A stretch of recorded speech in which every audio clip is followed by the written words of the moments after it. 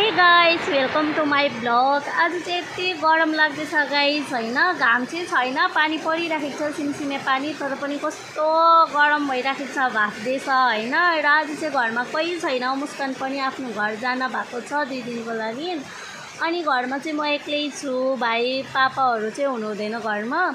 अनि यस्तो गरम छ गाइस हो। र तपाईहरु हाम्रो बगानको हैन चिया बगानको भ्यू हेर्नु सक्नुहुन्छ, किनकि हाम्रो घर छेउमै छ चियाको बगान।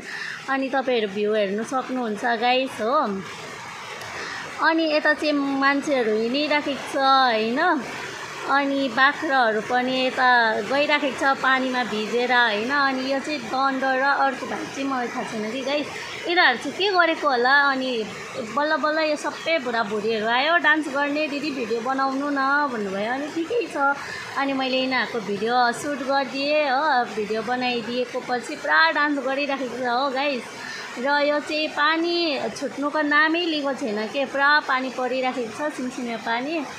अनि प्लिज मन पर्यो भने लाइक कमेन्ट गरिदिनु होला गाइस भिडियोलाई। Thank you.